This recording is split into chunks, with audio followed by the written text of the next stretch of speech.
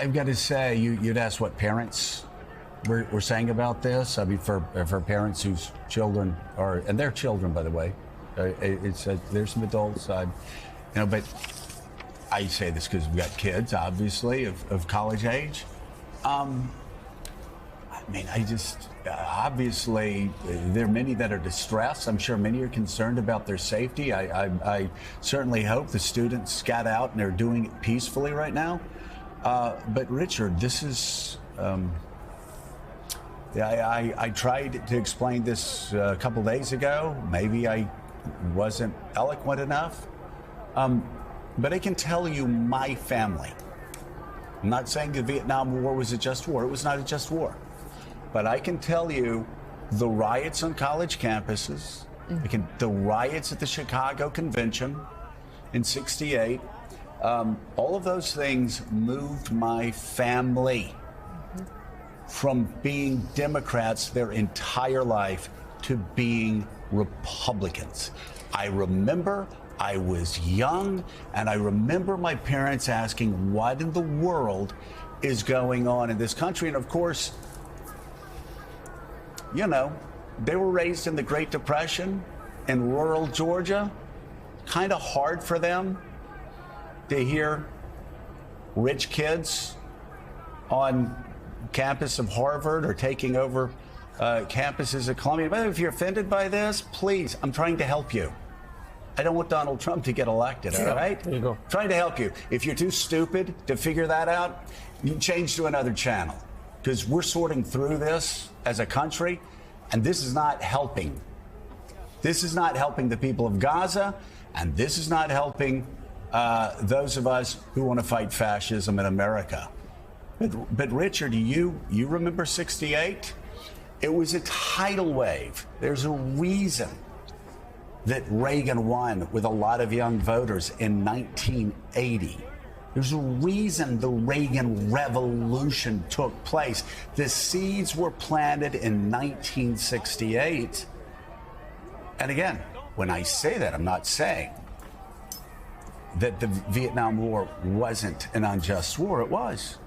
I'm saying there are ways, as the Rev has proven. So he proved in Vieques, as Martin Luther King has proven, as others have proven. There are ways to do this that helps the cause without hurting, without aiding the worst elements in American politics. Just a couple of thoughts. You know, when do democracies crumble? It's when they lose control of currencies. Inflation gets out of control. People lose all their savings. We've seen that historically in Weimar and other places. Or when you see scenes like this. And if you give people a choice and they say, well, I may be uncomfortable with some of the politics of some sides, but we need physical safety. We need order. This is seen as a real threat to democracy. This is in many ways, I think, school authorities who have lost control of their campuses. They didn't set clear rules. They weren't prepared to back them up. So now you've got to take back the campuses. They never should have lost them in the first place. By the way, let's go to the split screen of the riots going on in Florida. Oh, wait. There are no riots going on at the University of Florida because the president said, we don't run a daycare center here. Right. If you want to protest this, we respect your right to protest, but we're not going to let you break the law and destroy buildings. Right. Right. For free speech is not an absolute, and it's not the only right on a campus. There's got to be balanced against other rights, against obligations. One last thing. These are educational institutions.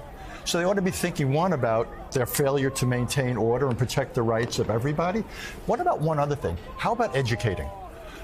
You said before, this isn't helping the young people in Gaza. Where is the teach-ins here? Why, at least in Vietnam, we had some teach-ins in '68.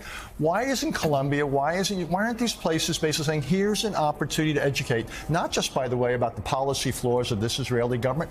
What about the history of the peace process? What about the times the Palestinians kicked away chances of peace? What about the nature of Hamas's rule in Gaza?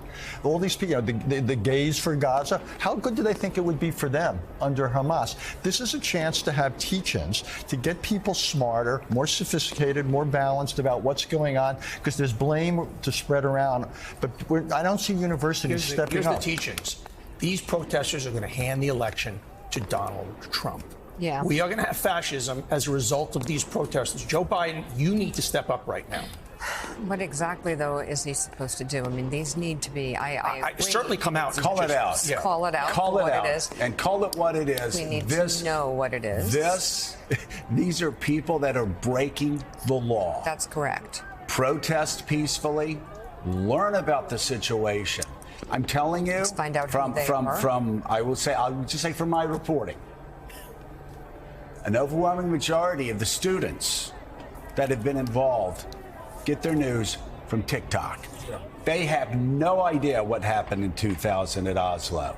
They have no idea that the Palestinians were offered 97% of the West Bank and they were going to be compensated the other 3%. They have no idea that there was a right to passage from Gaza over to the West Bank. They had no idea the deal that Bill Clinton was able to pull together between Israel and Palestine, and then Yasser Arafat passed on it.